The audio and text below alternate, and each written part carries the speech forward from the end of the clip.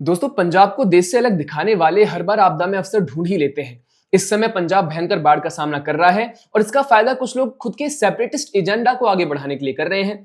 Social media पर कुछ चुनिंदा हैंडल्स प्रोपेगेंडा कर रहे हैं कि बाढ़ की स्थिति में पीएम मोदी ने पंजाब को अलग थलग छोड़ दिया है, जबकि वास्तविकता तो यह है कि मोदी सरकार पंजाब के साथ कंधे से कंधा मिलाकर खड़ी है।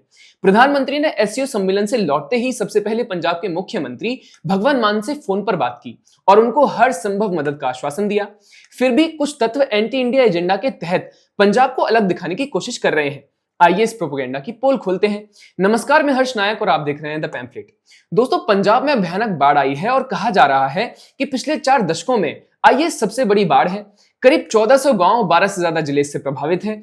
अब तक 29 लोगों की मौत की खबर है। सतलुज, रावी और ब्यास नदियां खतरे के निशाने से ऊपर बह लगभग 3.5 लाख लोग प्रभावित हैं और फसलें बर्बाद हो गई हैं और कई इलाकों में बिजली पानी की समस्या भी है। राज्य सरकार ने बाढ़ को आपदा घोषित कर दिया है और स्कूल कॉलेज 7 सितंबर तक बंद है। साथ ही केंद्रीय सरकार की मदद से राहत कार्य तेजी से चल रहे हैं। लेकिन इस बीच कुछ लोगों ने आपदा में अवसर खोज लिया है। दोस्तों, मोदी सरकार पर आरोप लगाए जा रहे हैं कि पंजाब को अनदेखा किया जा रहा है। इनमें से कुछ अकाउंट्स पहले खालिस्तान का समर्थन कर चुके हैं, जो एंटी इंडिया एजेंडा का हिस्सा लगता है। हॉटमेल के फाउंडर और अपने लो लेवल ट्वीट से फेमस सबीर भाटिया ने कहा है कि पंजाब में 1000 से ज्यादा गांव पानी में डूबे हैं।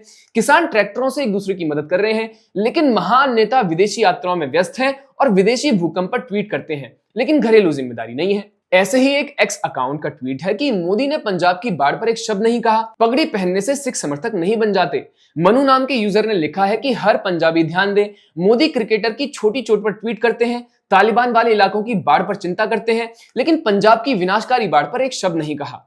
लाल नाम का एक अकाउंट यूजर लिखता है कि मोदी अफगानिस्तान को मदद देते हैं, जबकि पंजाब मानव निर्मित बाढ़ का सामना कर रहा है, जिससे पंजाब में गुस्सा है। ज्यादातर पंजाबी खुद को भारत का हिस्सा नहीं मानते। दोस्तों, ये अकाउंट्स पहले कई बार खालिस्तान का समर्थन कर चुका है। जैसे हर सिख के अंदर खालिस्तान की चाहत है और खालिस्तान जिंदाबाद के ट्वीट्स इसकी टाइमलाइन पर मिल जाते हैं।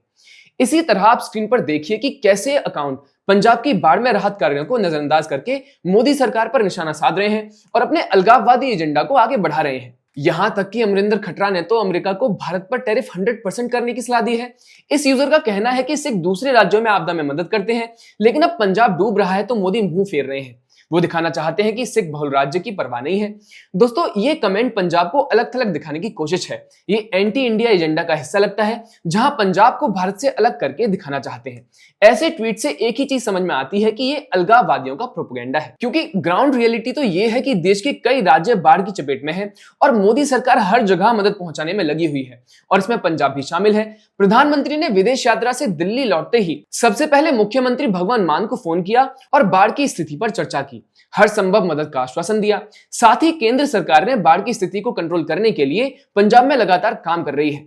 जैसे एनडीआरएफ की 20 टीमें तैनात की हैं, जो बचाव और राहत के लिए पहुंच रही हैं। सेना, नेवी और एयरफोर्स की यूनिट्स सक्रिय हैं। हेलीकॉप्टर से फंसे लोगों को निकाला जा रहा है। एसडीआरएफ फंड में 2025-26 के लिए 10,498 करोड़ रुपए जारी किए गए, जिसमें पंजाब को हिस्सा मिला है। कृषि मंत्री शिवराज सिंह चौहान ने प्रभावित इलाकों का दौरा किया और केंद्र की ओर से हर मदद का वादा किया। कम से कम 50,000 रुपए प्रति एकड़ फसल क्षति मुआवजा मांगा गया है, जिस पर केंद्र विचार कर रहा है। मौत पर 20 लाख रुपए मुआवजा और अन्य राहत पैकेज की मांग पर केंद्र सकारात्मक है। पंजाब भारत ही है और भारत अपना ध्यान रखना और अपने लोगों का ध्यान रखना जानता है। उन्हें राहत पहुंचाना भी जानता है। सिर्फ केंद्र सरकार ही नहीं, बल्कि देश के दूसरे राज्य भी पंजाब की सहायता के लिए आगे आए हैं। हरियाणा और उत्तर प्रदेश से राहत सामग्री आ रही है। एनजीओ और सेना मिलकर काम कर रहे हैं। एनडीआरएफ और एसडीआरएफ की संयुक्त टीमें 3.5 लाख लोगों तक पहुंची हैं।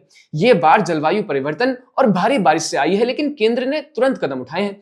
ऐसे में अलगाव का ये प्रोपेगेंडा सिर्फ प्रोपेगेंडा बनकर ही रह जाएगा, क्योंकि जमीन का सच जनता देख रही है। पंजाब की बाढ़ में एजेंडा ढूंढ रहे लोगों पर आपकी क्या राय है, हमें कमेंट्स में जरूर बताइएगा। वीडियो पसंद आए तो लाइक, शेयर और सब्सक्राइब करिएगा। नमस्कार।